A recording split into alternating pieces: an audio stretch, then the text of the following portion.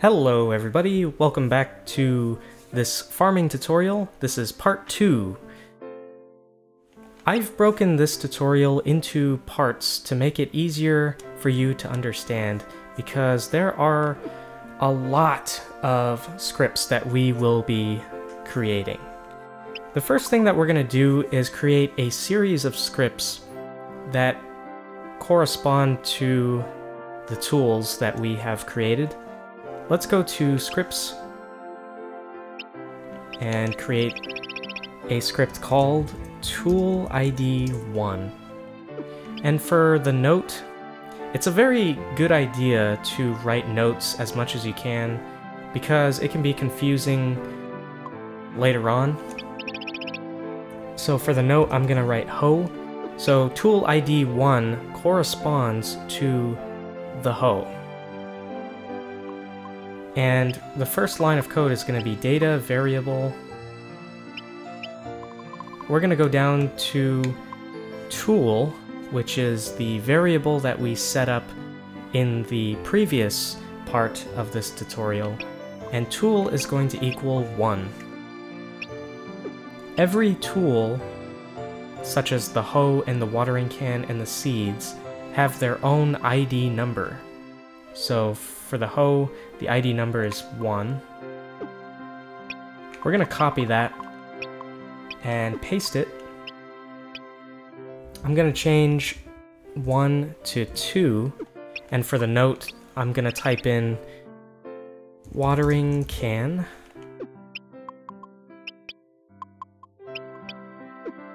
And for the variable, tool is going to be equal to 2.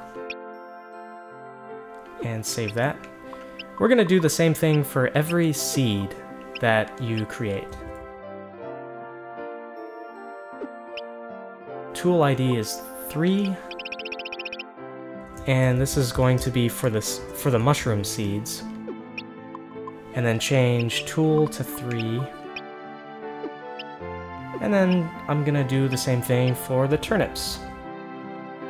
The turnips are going to be, or the turnip seeds, I should say, are going to be equal to 4.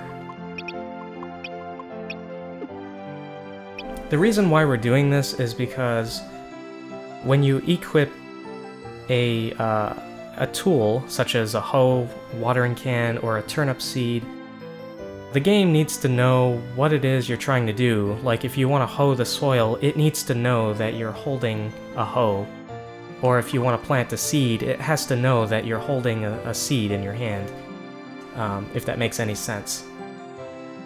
So this variable is the thing that pretty much determines what you're trying to do. So now that we have created our scripts, let's go to the events and go to the events that we created in the previous part, or the part 1 of this tutorial. We created the hoe event, and right down here where it says apply, we're just going to apply the tool ID number 1. You'll know that that's the right script because in the note it says hoe on the right. So it's always a good idea, like I said, to write down notes as much as you can. And do the same thing for the watering can. Go to the apply. That would be tool ID number 2. For the turnip seeds, that would be tool ID number 4. You can tell because of the note that I wrote, it says turnip seed on the right. And lastly, for the mushroom seeds,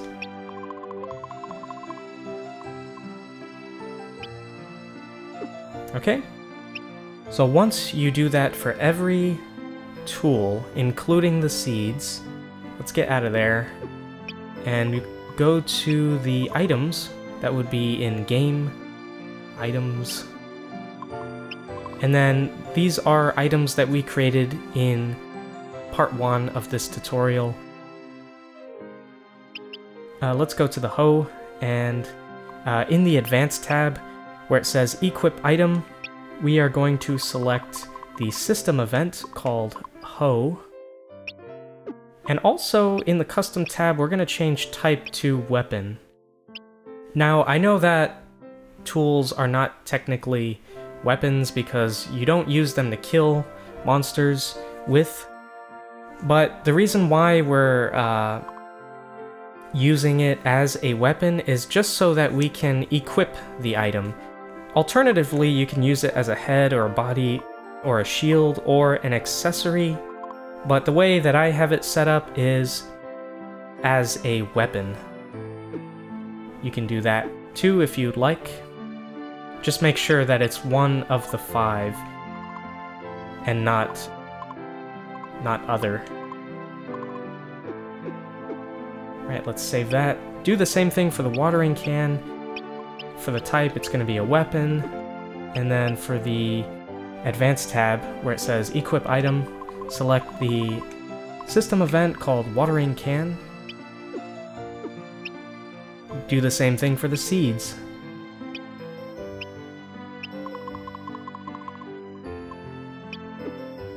Select the system event, and then in the custom tab, change it to a weapon.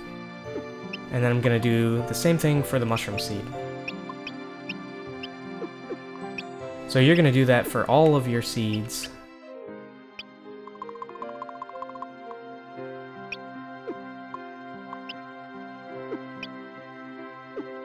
And that should be it for that. The next thing we're going to do is set up conditions for our soil. Now, there are 5 states for soil, if that makes any sense. There's the state where it is not hoed. There's the state where it is hoed. There's the state where it is wet and hoed. There's the state where it is hoed with a seed on top.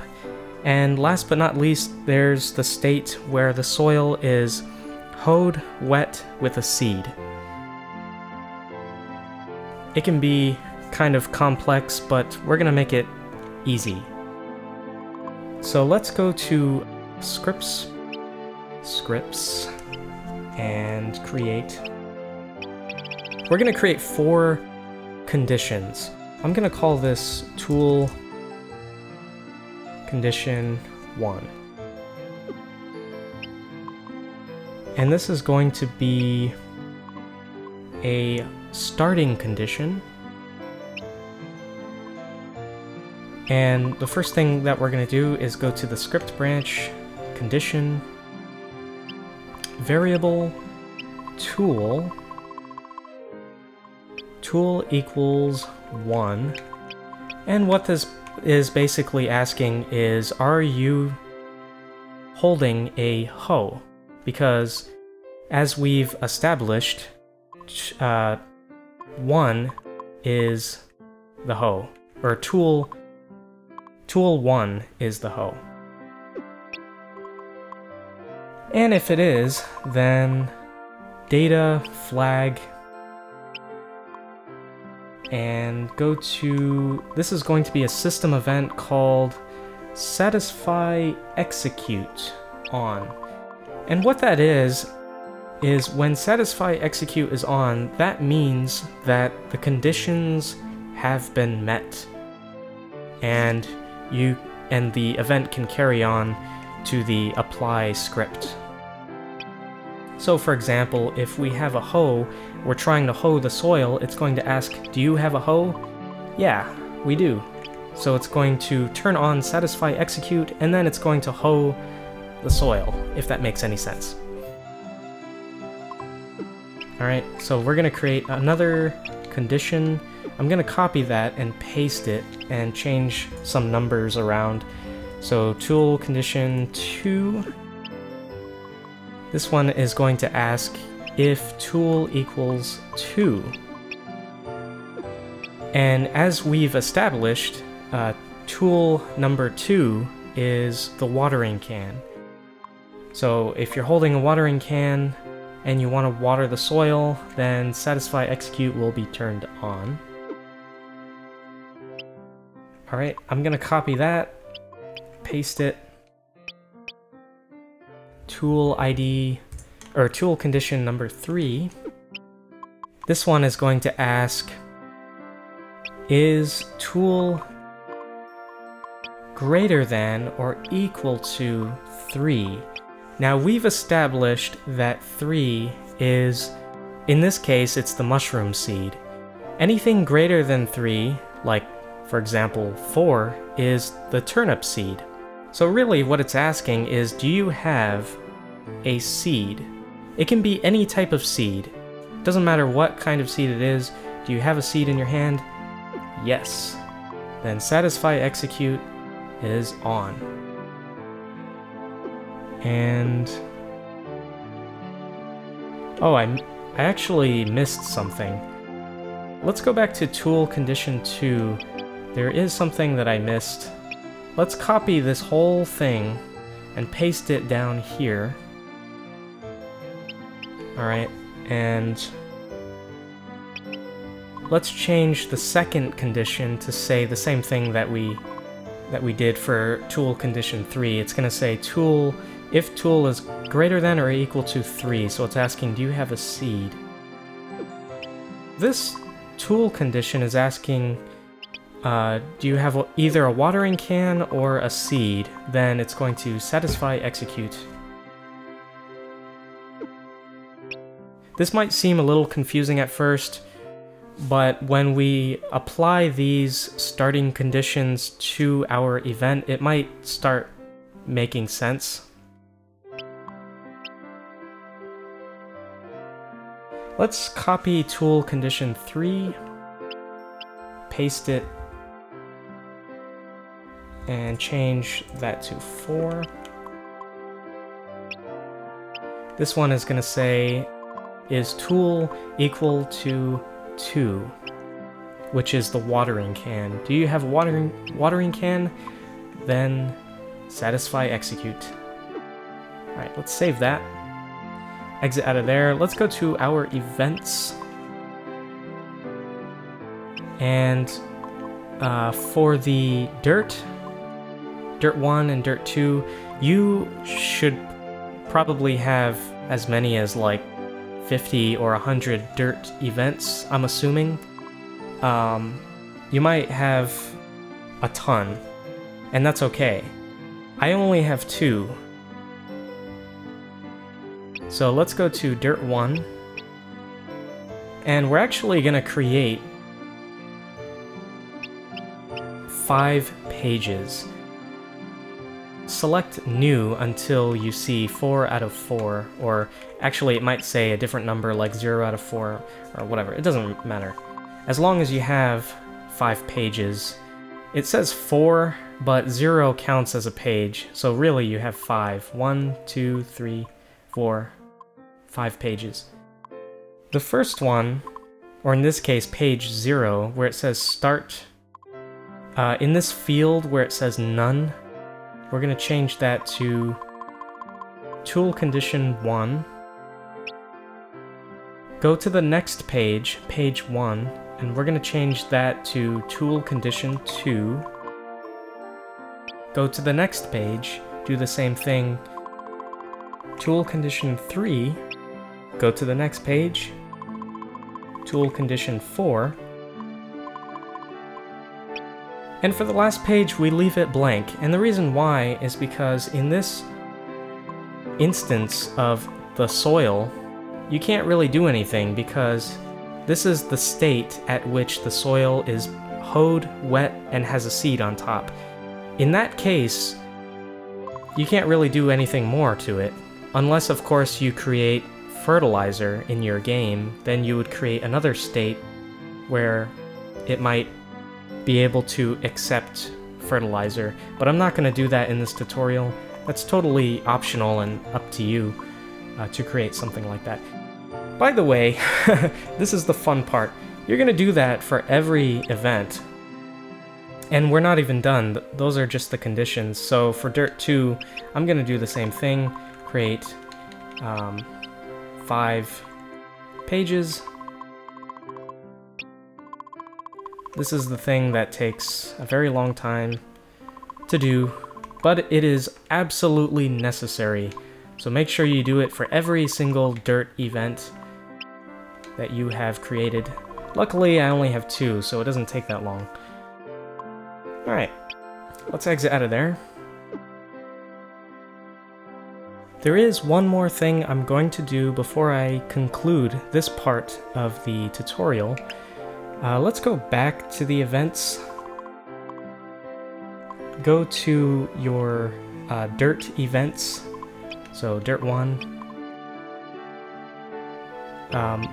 The first instance, or first state of this event is not going to have any model.